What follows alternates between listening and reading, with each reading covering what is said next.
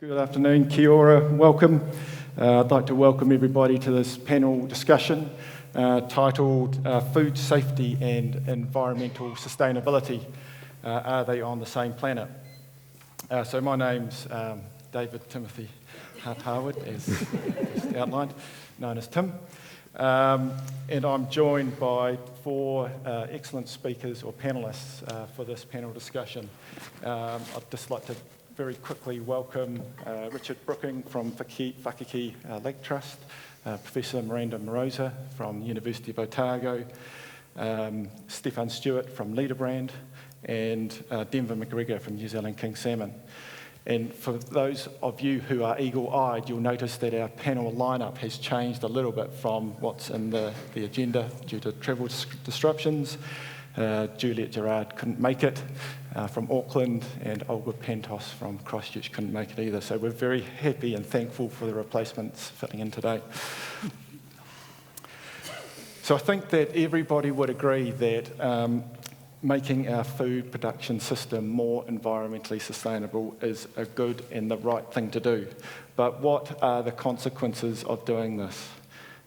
Your mind kind of spins. There's a whole range of things that could happen, from increasing food price through to using different packaging that might impact on food integrity.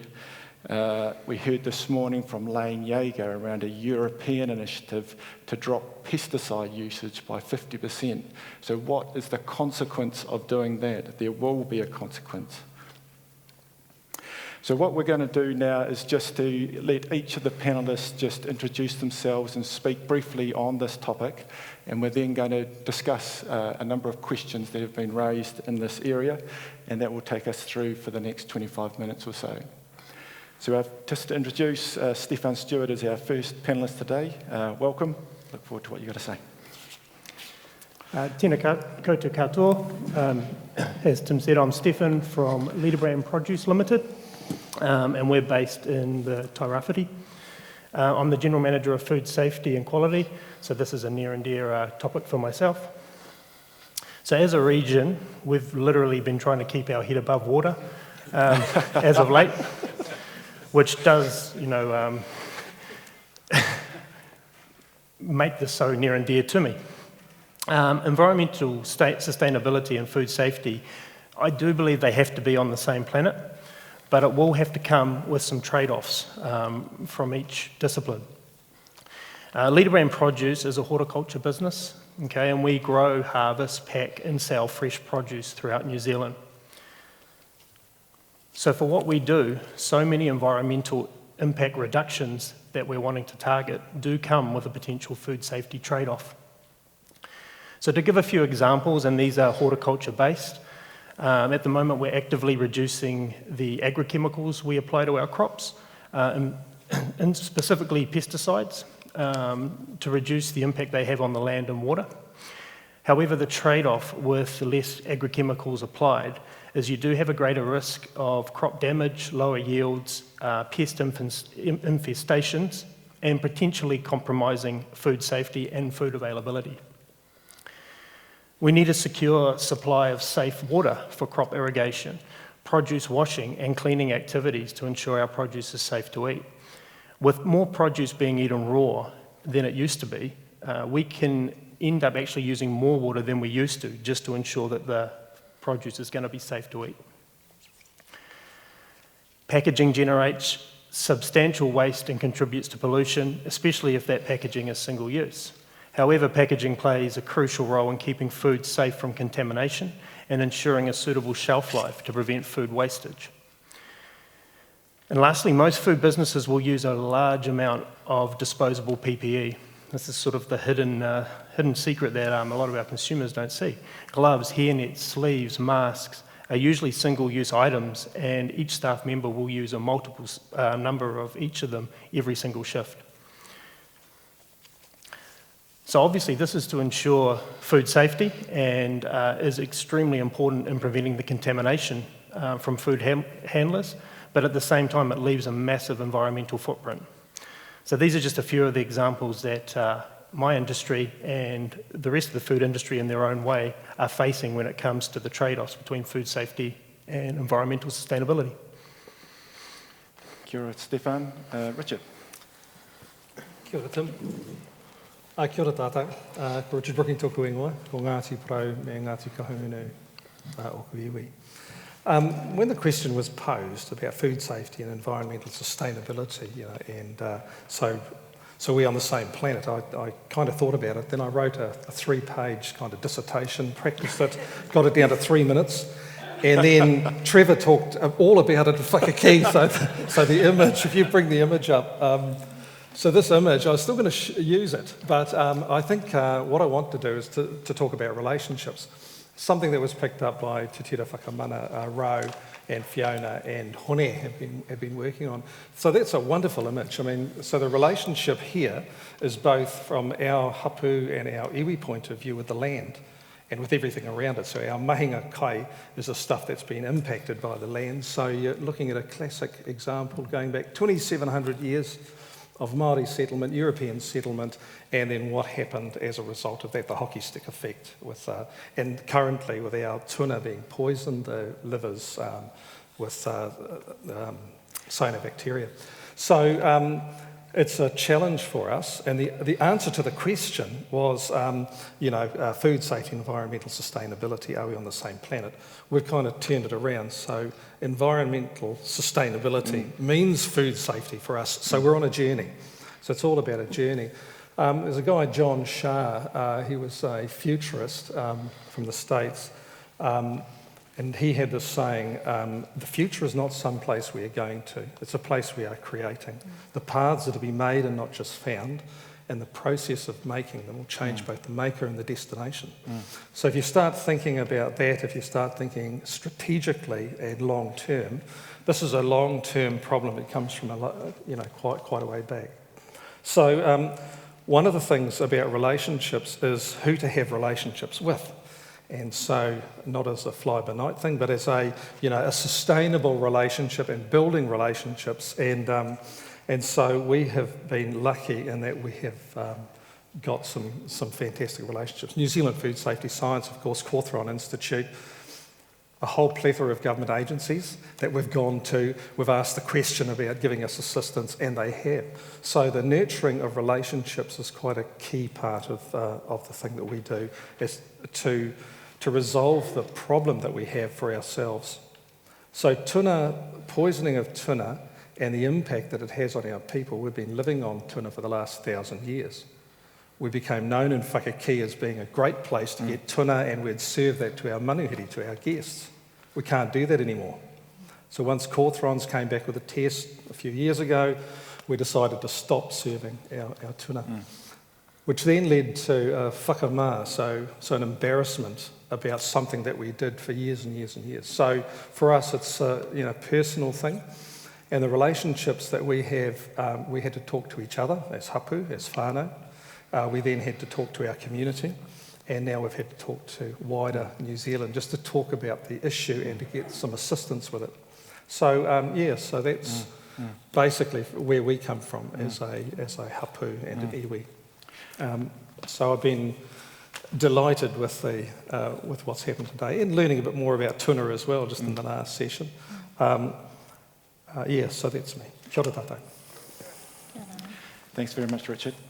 Pass over to you, Miranda. Right, kia ora koutou. So when talking about sustainability and safety, there are obviously some inherent trade-offs, and I think finding that balance is really important. So I think this discussion is awesome. Obviously, consumers expect both, and we need both. And we, I think, in terms of where that balance is at is what we need. Food safety has to be the number one priority, but there's no point in having safe food if we're burning in a burning world. I think in terms of what we need to do to sort of achieve both outcomes, I think having these sorts of discussions, working in sort of multidisciplinary teams, having inter-agency coordination across the different government agencies, for example, I think is really important, and making sure that when we are setting food safety policy that we are sort of collaborating that with these wider food sustainability considerations in mind. Yeah. Brilliant. Thank you. Denver, pass over to you, mate. Yeah, well, I'm going to probably shoot from the hip here since I'm a replacement. All replacements. We're talking about food safety and sustainability. Yeah, it's certainly a challenge for us. Quite interestingly, I was in Europe just over a month ago and visiting a number of factories, and all the product is still moved around in polystyrene. However, it looks bad on the outside, but all those polys, once they're used, a lot of them are reused, so they'll go off to the next customer throughout Europe.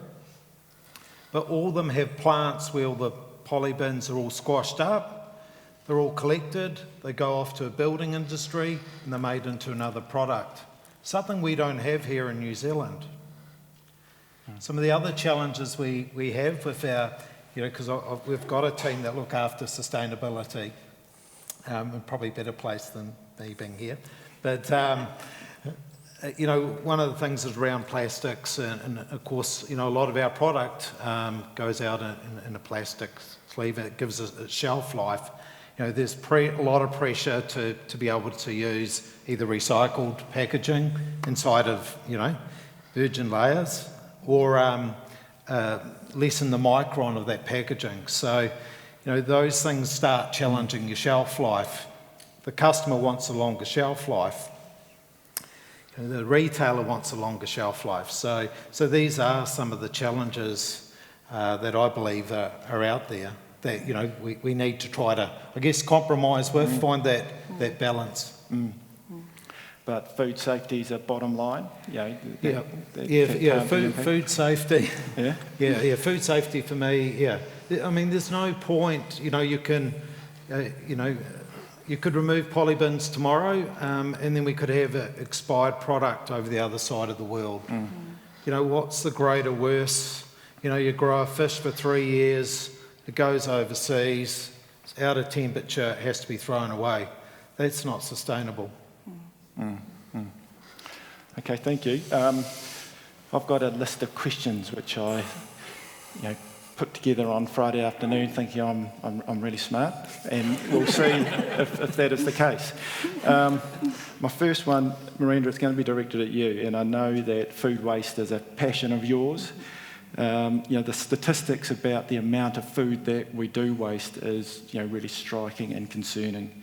There is confusion about date labelling, and that this contributes to the amount of food that we waste. Do you consume products that... no, I'm kidding. I'm kidding. Do you think more could be done to educate consumers about which types of food present a genuine food safety risk, and if kept for long periods, do present a real risk or not? So the stats are horrific. Their latest estimates are 40% of all food that is produced is lost or wasted. So it's a phenomenal amount of food. If we look just at the food that's wasted in the household, there is some data from both the UK and the States that show about a quarter of the food that's wasted at home is related to date labelling. And we do have some limited data here in New Zealand that shows there is consumer confusion around the two labels that we have, the best before and use by labels, and so we do know that food is being sort of wasted because people are reading best before labels, which of course is a quality indicator only and not related to food safety, and interpreting that as the food is now unsafe to eat.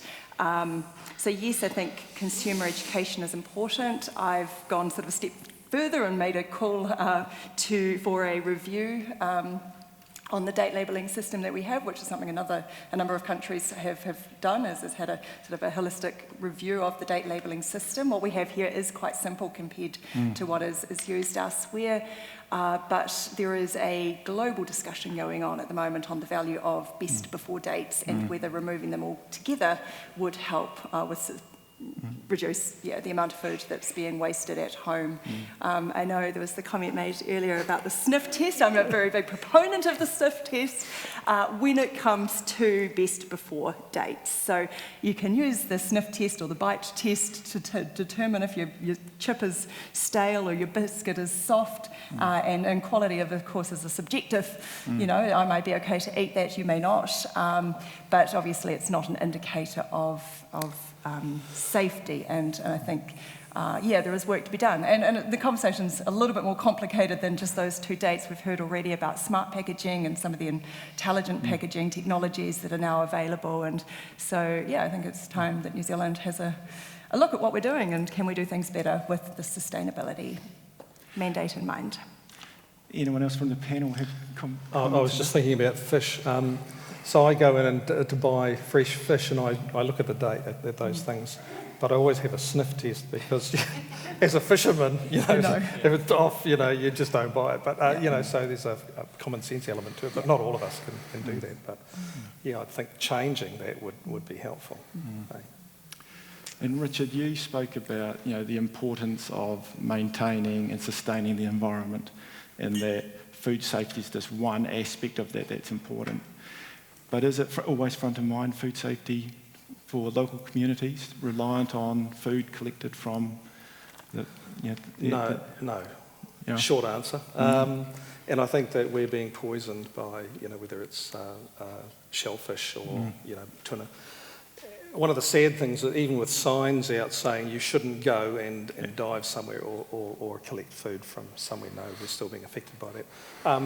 In the old days, though, they had, when we went down as whānau, this is pre-European probably, and when I was a young kid, and so our aunties were the ones who controlled the food that was taken, wild food gathering, because that's been one of the problem areas. And so they would manage that process, but now that everybody just goes anywhere and collects anything, so. But sustainability, now it's more of a thing, where people are paying attention to it. But if you think back, when I was a child, we used to go down and get small crayfish and catch them at night. And then the next day we'd go fishing for snapper, because the kai for us for that time, and there were millions of crayfish around. I mean, you wouldn't do that now because of regulation, but that was the thing that we used to do in terms of harvesting food, but then there was an abundance of it. And now it's more challenging. I think that's what's driving some of the behaviour.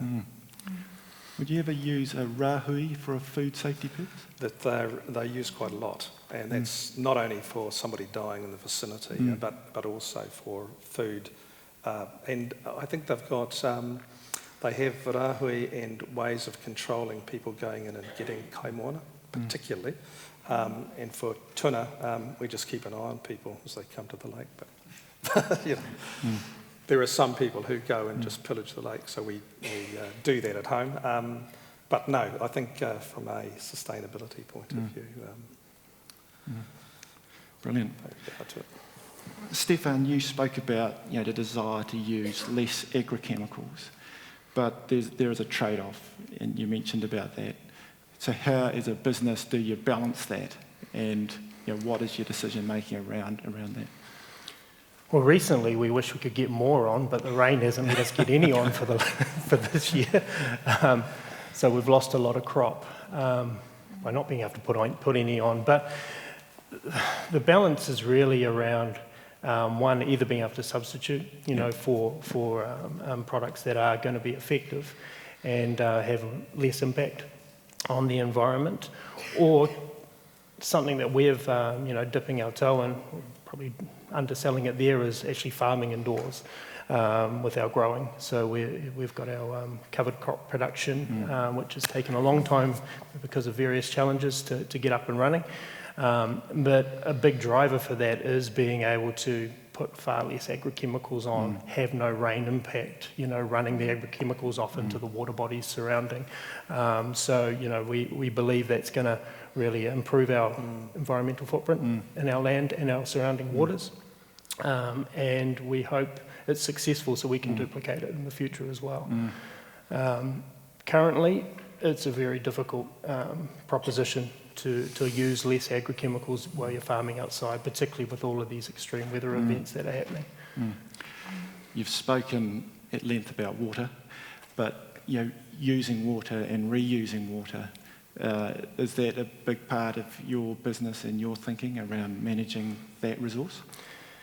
It is, but it's tricky when you're doing ready-to-eat salads as a product, for example, where what you've got to get the water back to be able to reuse it is really high standard, and it's quite a difficult process to do. What we did learn after the cyclone, though, was with our cover crop production, we built a giant dam with that to irrigate the crops in there, but we hadn't really planted anything in there, so suddenly we had this source of rainwater that we had a water treatment plant associated with that we could actually use when we had no water from town supply. So for 6 weeks we were not only keeping ourselves afloat, but a lot of other industry in Gisborne as well, because we got completely shut off from town supply. So having that contingency of water resource is really important, and we were kind of just fortunate that we had that. Within New Zealand King Salmon, around use of water and sanitisers and those sorts of things, are you thinking about it from a sustainability perspective, or what's most effective for your business? Well, obviously a dry plant for us is pretty good. So, there's an incentive there from, a listeria perspective to reduce water where we can. So that's quite a big driver. Obviously that helps with sustainability as well. Same with chemicals, trying to work out how much we need to use, getting that balance right. You can have it too low and that can affect food safety, not today or tomorrow, but maybe in a month's time. We can have it too high and you're giving too much away. So you're always tweaking the dials, is it? Correct, yeah. Do you think, I guess this is a question for the wider panel, do you think that consumers would tolerate worse food safety outcomes if it meant food production was more environmentally sustainable? I think we might be heading that way, even though it's contrary to what some people have said. Having spent most of 2023 underwater, you start skewing your perspective on environment versus food safety. But I do think maybe not having to compromise food safety, but asking consumers to help with getting a better outcome. I do think consumers have got more detached with where their food comes from. And I see it with my friends just eating raw broccoli straight off, I'm like, we haven't washed that, and a lot of consumers are just taking risks that they're not aware of anymore. That used to just be common practice. I think we can get better outcomes by engaging consumers on what they can do to protect themselves better without taking our foot off the pedal on food safety. And maybe they're doing it sometimes without realising. I'm thinking about packaging and reusable packaging that we're taking to the stores now, to the supermarkets to fill up. And I mean, there's obviously a trade-off there in terms of safety, whether consumers are aware of that or not. I'm not sure. Whether it's a conscious or unconscious decision consumers are making to trade off safety for sustainability. It's interesting. Any other comments from panellists? Yeah, there was an Asian Pacific survey done, I think, in 2018-19. Consumers were first buying on food safety. I think sustainability was fourth on the list. So that was quite interesting. I think it was, food safety, it might have been price, quality, and then sustainability. When we run those sorts of surveys in New Zealand, food safety often doesn't come up because someone's already said today it's there, and so people will talk about plastics in particular as sort of a very top concern for New Zealand consumers when it comes to food. Again, somewhat of it's a complex relationship, really plastics and packaging and sustainability, and there's often some misguided efforts, I think, on the part of consumers who put energies into raging against packaging, which of course sometimes comes at the expense of food being spoilt and lost and wasted, which is of more concern from an environmental point of view. I've got one more question. I think I've got time for that, haven't I, Glenn? Yes, one You one more question? Good stuff. Not time for the answers, but Yeah, it's a very long question. No. So there is more use of recycled packaging in food production systems, but do you think there's a good understanding of the risks that might exist through using recycled packaging? So do we have any comments from the panel on that? I don't think we know, do we? Do you guys know? Yeah, no. Let alone Yeah. consumers. Yeah, but I guess I'm talking from an industry perspective, but also from a consumer perspective. Yeah, I personally don't think there's enough information out there. Talking with the Europeans even a month ago, they were raising concern about it. They'll say, this is coming your way, make sure you get your information right. Same with you, Stefan? Well, this is the tricky thing is because there's likely to be a trade-off. If we're going to go down a path of, which we are, of recyclable materials, they might come with some risk, and what's that appetite for risk? I'm not sure. I don't really understand it that well, but can kind of see a lot of these things sort of get pushed into the public sphere, and then there's a demand to start using them before we understand them. I think that's the concern I would have. Brilliant. I've enjoyed that. I think the take-home message is that striving for environmental sustainability is the right thing to do, but there is a tension and there is a trade-off, and that understanding what those trade-offs are is really important. So I'd like to thank my panel, especially those late additions to it. Thank you very much. You're right on point, Denver, so thanks very much. Cheers, everyone, for listening in.